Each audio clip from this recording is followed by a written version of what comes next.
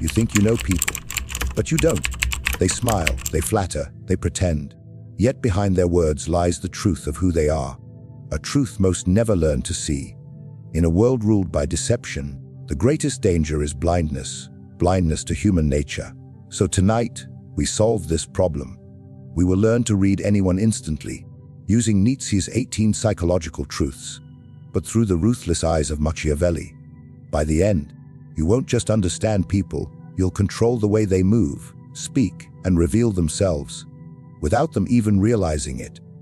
In every age, men have wrapped themselves in the cloak of morality, preaching virtue while hungering for influence.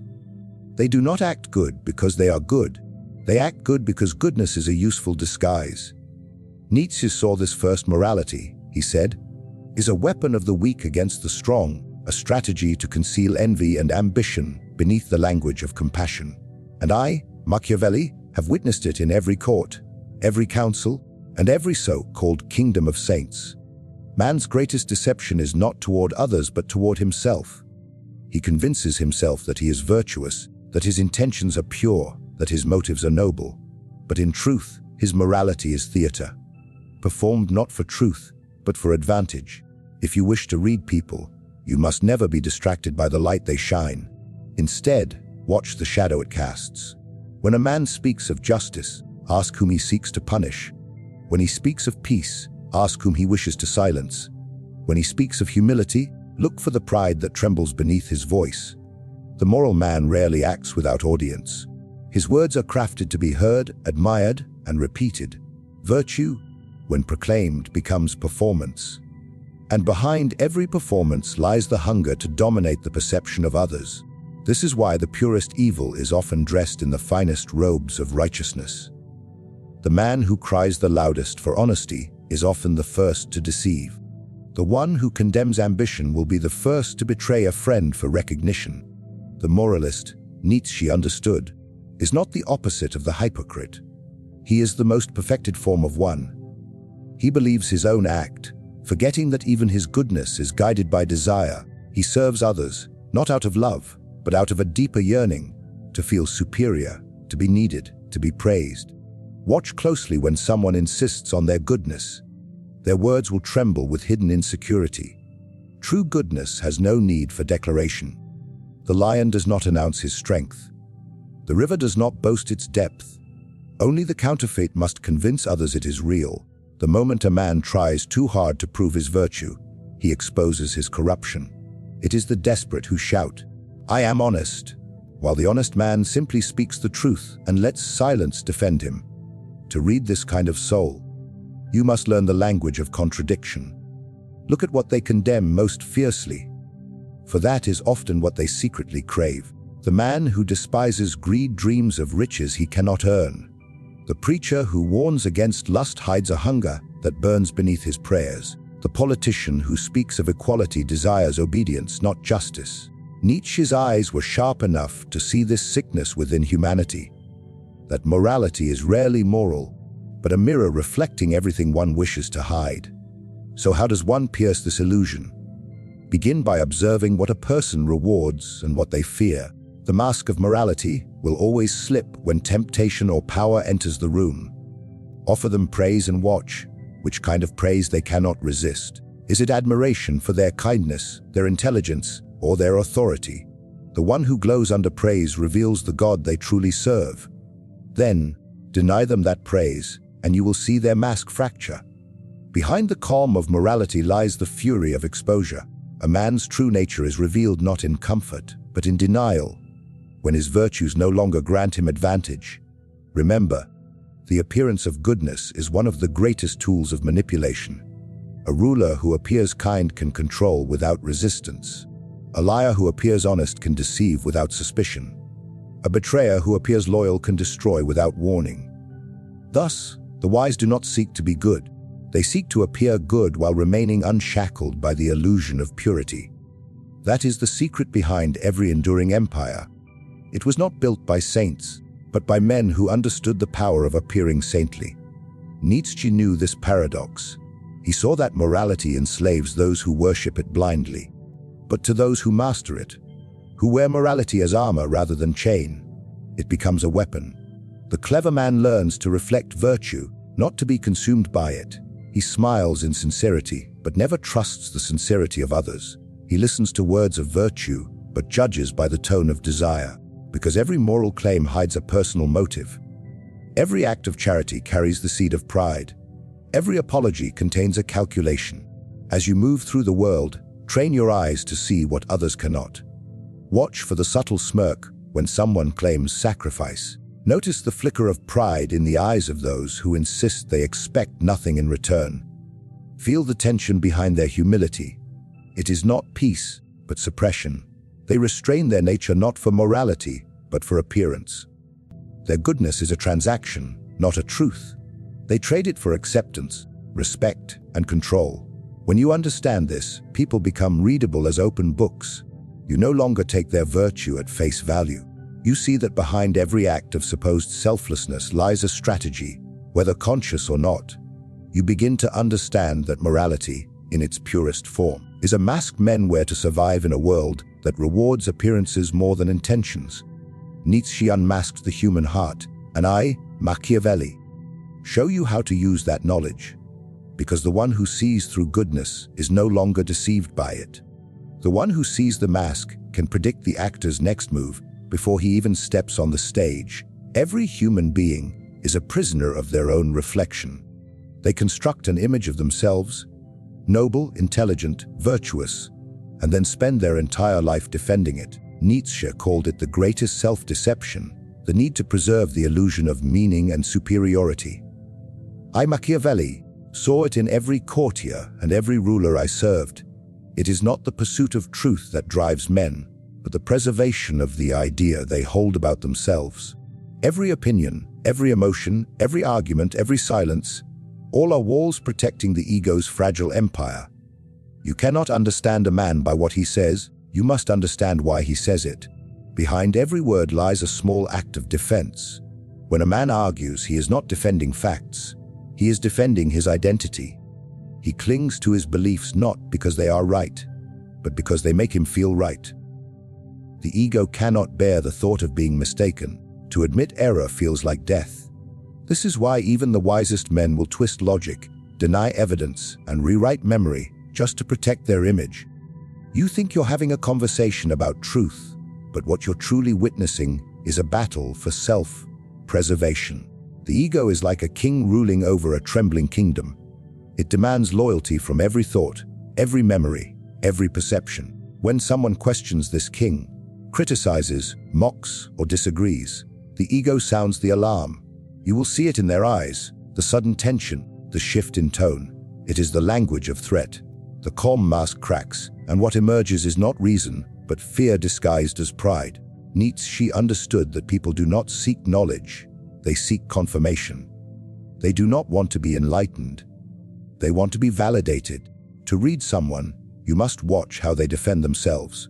The words they choose in defense reveal the shape of their insecurity. Some defend through anger. They raise their voice to drown out the whisper of doubt. Others defend through humor. They joke to hide the pain of being wrong. Some defend through silence, retreating not in peace, but in humiliation. The reaction always betrays the wound. A person's emotional response to correction tells you more than their entire conversation ever could. To master this art, you must become the observer, not the participant. Speak less and watch more. When you challenge a belief, do it gently, not to win, but to reveal. The ego exposed too quickly will fight, but exposed subtly, it will show you everything you need to know. Ask a man why he thinks what he thinks, and listen for hesitation. That hesitation is the sound of his mind defending its illusion. Every pause, every deflection, every forced smile, these are the cracks in his armor. When he blames others, he reveals his own guilt. When he justifies, he reveals his insecurity. When he boasts, he reveals his fear of insignificance. Machiavelli would tell you this: the most dangerous man is not the one with no morals, but the one whose ego is wounded. A wounded ego is a desperate creature. It will destroy friendships, burn alliances, and rewrite history just to restore its pride. If you wish to control such a man, do not confront his ego, feed it. Tell him he is wise, and he will become blind to his foolishness. Make him believe his ideas are original, and he will follow your lead without resistance. Ego is the key that unlocks the door to obedience. Flattery, when used with precision, is not deception, it is strategy. But to read people accurately, you must also know your own ego. The observer must not be ruled by his own need to appear right. If you seek truth, you must strip yourself of the same illusion that traps others. Most fail in this, for it is easier to manipulate others than to master oneself. Nietzsche said that man would rather will nothingness than admit he is nothing. This is the essence of the ego's prison, the fear of being insignificant. People do not protect their beliefs because they are sacred, but because without them, they feel invisible.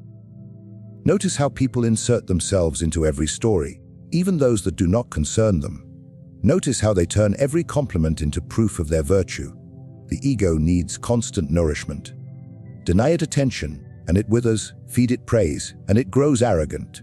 Every conversation, every gesture, every silence is a negotiation between hunger and fear. The hunger for validation and the fear of exposure. You can see this in their body language. The tilt of their head when they feel superior, the tightening of their jaw when they are challenged, the forced laughter when they feel outsmarted. These are the physical signatures of ego at work. The one who can read ego can predict behavior. When you know what someone must believe about themselves, you can anticipate every move they will make to protect that belief. The honest man will seek to appear consistent. The proud man will refuse apology. The insecure will over-explain. The vain will seek constant reassurance. Each is ruled by the same invisible master, the image they worship. The mind may forget, but the ego never does. It remembers every insult, every humiliation, every moment of doubt. It stores them as silent debts to be repaid through vengeance or vanity. When you speak to people, remember that you are not speaking to their reason. You are speaking to their self-image. The wise learn to use this truth like a weapon of influence. You do not command by argument, you guide by affirmation. You do not force submission, you let them believe it was their choice. Ego loves ownership, even over its own manipulation. When you understand this, every word you speak can shape another's reality. You can make the proud serve, the arrogant obey, the fearful trust, simply by aligning your words with the version of themselves they wish to protect. This is why understanding ego is the foundation of reading human nature. Every mask of morality, every gesture of kindness, every act of rebellion is designed to defend an internal portrait, the one they cannot allow to be shattered. The more fragile the ego, the more dramatic the defense. The more confident the mask, the more desperate the protection beneath it. To see this clearly is to see through humanity's greatest illusion that people act for truth. In reality, they act only to keep believing in who they think they are at the heart of every human being. Beneath ambition, beneath virtue, beneath every mask of confidence, lies one unspoken fear, the fear of not mattering. Nietzsche saw it as man's deepest wound, the unbearable thought that his life may have no meaning. Every belief, every pursuit, every relationship is a rebellion against that fear. People do not chase success for survival alone, they chase it to escape the emptiness of insignificance. And I, Machiavelli, learned long ago that if you wish to read a person or rule them, you must understand how much they need to feel seen. Look closely, and you'll notice it everywhere. In the way people talk louder when ignored, in the way they dress to be noticed, in the way they post every thought for strangers' approval. They hunger for acknowledgement more than for truth. Praise becomes their oxygen, attention becomes their currency. Nietzsche called it the will to power, the desire not merely to exist, but to have one's existence recognized. The tragedy is that most men never rule their hunger for importance, they let it rule them. They become slaves to recognition, bending their choices, their morals, even their identities to gain it. When you meet a man, listen not to what he says about his dreams, but how he reacts when others do not applaud them. Observe how he behaves when his efforts go unnoticed. Does he grow silent and withdrawn, or louder and desperate? The one who craves importance the most cannot endure invisibility. His entire sense of self depends on others acknowledging it. Nietzsche understood that the need to be seen is the hidden engine behind every human action. Even love, often praised as selfless, is a desperate plea. See me, choose me, make me matter. This desire reveals itself in subtle ways. The man who interrupts others does so not out of arrogance, but out of fear that his silence will erase him. The woman who constantly seeks reassurance does not lack strength. She fears vanishing from the attention of those she values. The scholar who argues endlessly is not defending knowledge. He is defending his significance as a thinker. Even the humble man who rejects praise secretly hungers for it. He only wants it to come from the right people. The more you understand this, the more human behavior becomes predictable. Machiavelli would tell you that this hunger is not to be condemned. It is to be used. Power lies not in destroying human weakness, but in directing it. If you want to influence someone, make them feel important. Let them believe they are essential to your success, and they will give you loyalty without demand. Praise their judgment, and they will defend your decisions as their own. The desire for importance blinds even the wise. Once you feed it, you can lead them wherever you wish. But if you wish to read people truly, you must look beyond flattery. You must learn to measure the degree of their hunger. For some, importance is quiet. They seek it through mastery, through creation, through competence. These are the builders of kingdoms, the thinkers, the conquerors. Their sense of significance comes from achievement. For others, importance is loud. They seek it through attention, through drama, through constant validation. These are the performers of virtue, the merchants of emotion, the ones who mistake noise for power. The louder the need, the weaker the soul behind it. You can test a person's depth by depriving them of acknowledgement. Remove the audience and see what remains. The strong will continue their work in silence, because their worth is internal. The weak will crumble, because their worth depends entirely on applause. Nietzsche said that man is not destroyed by suffering, but by the absence of meaning. When you take away recognition, you reveal how much meaning depends on it. The need to feel significant is what keeps people obeying gods, following leaders, chasing love, and fearing death. They cannot face a universe that might forget them. This is why leaders, lovers, and manipulators all use the same method. They give people the illusion of importance. A ruler who makes his subjects feel chosen can demand their loyalty forever. A lover who makes their partner feel irreplaceable can control them without effort. Even the deceiver who flatters his enemies can turn their vanity into obedience. Importance is the leash that guides the mind. People will do anything, betray, forgive, or destroy, if it means their existence will be remembered. To see this truth in motion, watch how easily people are divided by recognition. Give one man more praise than another, and you will see jealousy ignite faster than any insult could. Take away a title, and you will witness dignity dissolve. Give someone an award, and they will call you wise. Deny them acknowledgement, and they will call you cruel. The human heart is not ruled by logic or morality. It is ruled by the desperate need to feel that it matters. Every rebellion, every religion, every social movement is born from this same hunger. If you pay attention, you'll see how people broadcast their need for significance in every gesture. The way they mention their achievements, the way they correct others to prove superiority, the way they disguise insecurity as confidence. Even their acts of kindness are often tools to secure validation. They want to be known as generous, admired as selfless, remembered as good. The act itself matters less than the image it creates. They do not serve for love, they serve for legacy. Nietzsche revealed this contradiction, that man cannot act without making it somehow about himself. The greatest illusion of humanity is that people seek truth or justice. What they truly seek is to feel powerful within the story they tell themselves. Once you see this, every conversation, every relationship becomes a stage where the same drama repeats. The endless struggle to be seen, to be valued, to be remembered. When you learn to recognize this hunger, you no longer take offense at pride or vanity. You simply see it for what it is, a cry for existence. People are not driven by what they want to achieve, but by what they fear to lose.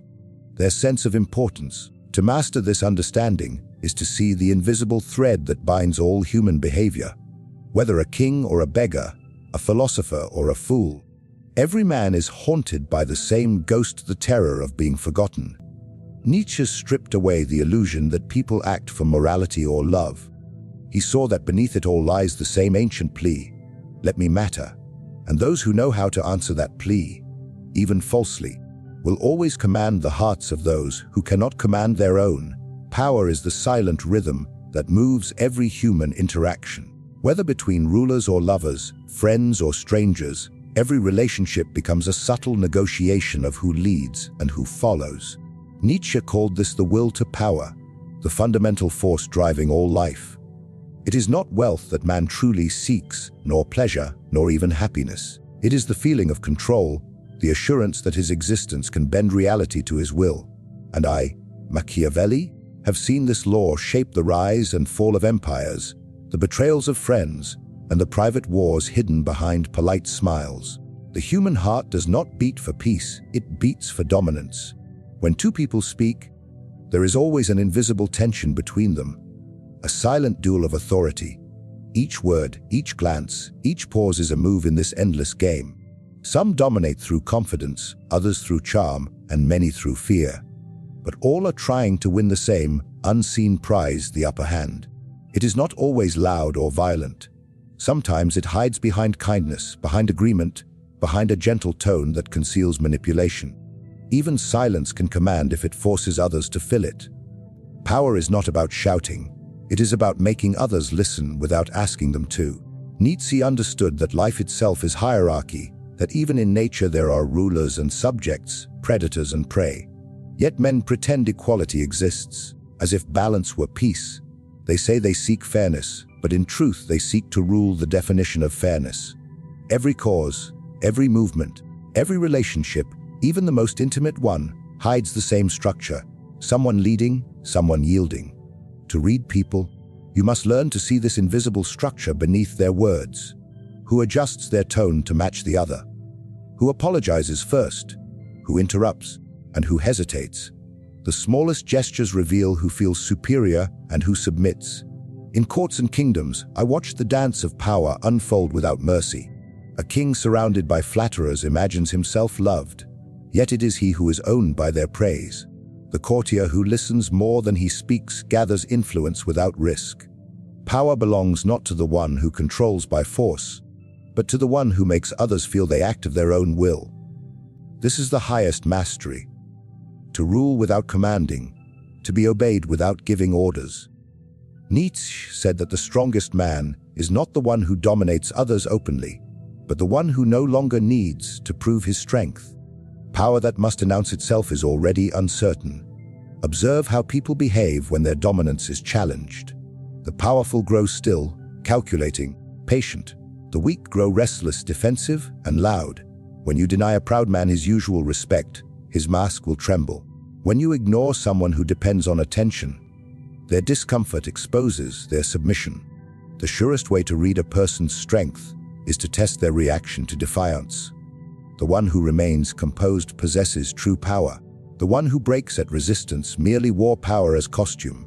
Every act of anger, every raised voice, every insistence on being right is a confession of insecurity. The truly dominant do not need to prove control. They simply have it. The dance of power extends into love as well. Lovers speak of equality, but their hearts crave influence. One gives more, the other receives more. One sacrifices, the other accepts. Even affection becomes a form of rule. The one who loves less controls the one who loves more. Nietzsche wrote that wherever one sees affection, one must ask who is gaining power through it. The gentle hand may soothe, but it can also guide. The kind word may comfort, but it can also bind. Most people confuse tenderness with submission and mistake silence for peace, when in truth both can be weapons in the hands of those who understand the psychology of control.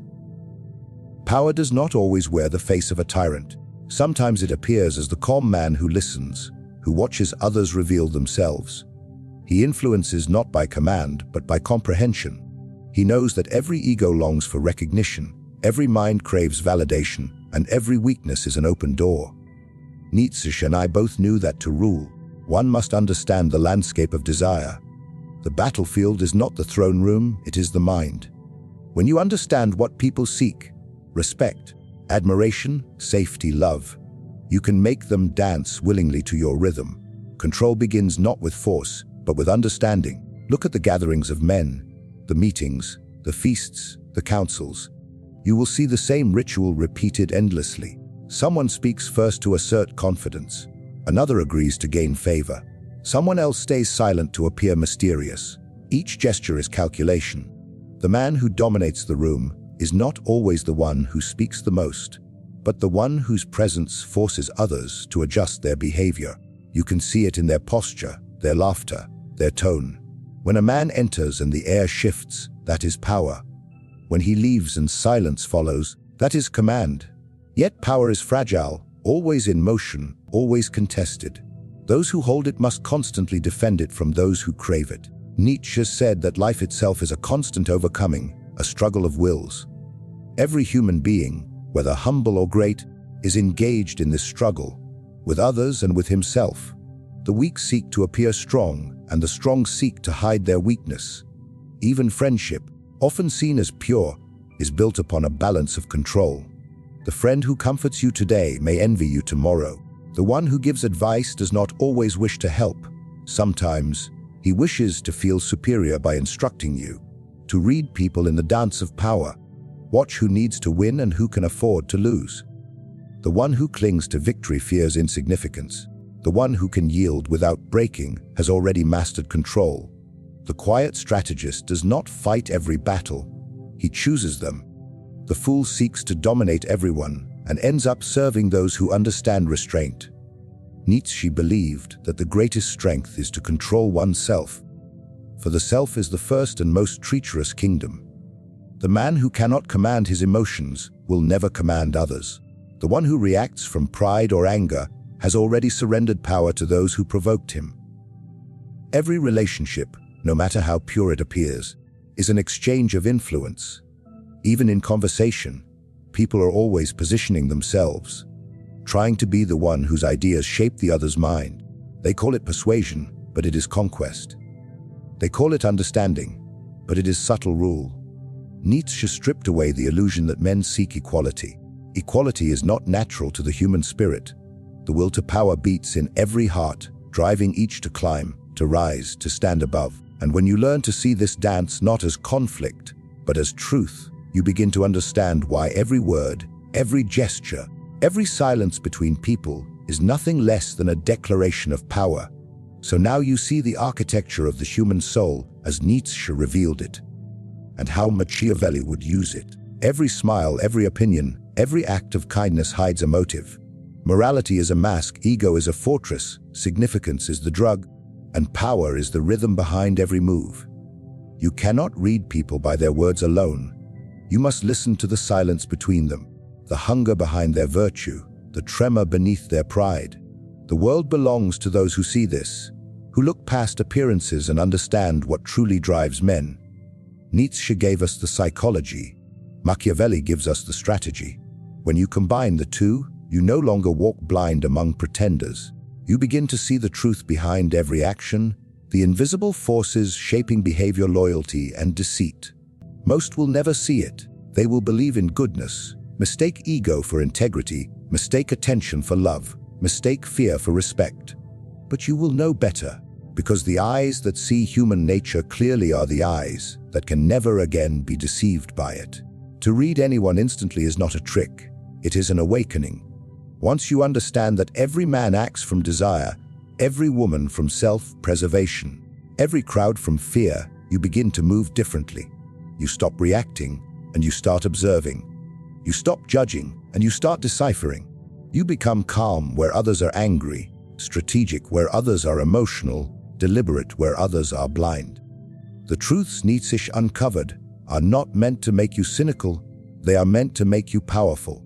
Power begins with perception, the ability to see people not as they claim to be, but as they truly are. Master this, and you no longer fight for control. You simply possess it. The wise do not shout for influence. They draw it. They do not chase loyalty. They command it. They do not seek validation, they create it. Every human mind is a kingdom, ruled by its illusions and guarded by its fears. But the one who understands the nature of these illusions rules not only himself, but everyone bound by them. And that is the final mastery. To walk among men as Machiavelli would, to see as Nietzsche saw, and to move through a world of masks with eyes unclouded by deception, guided only by the quiet knowledge of what power really means.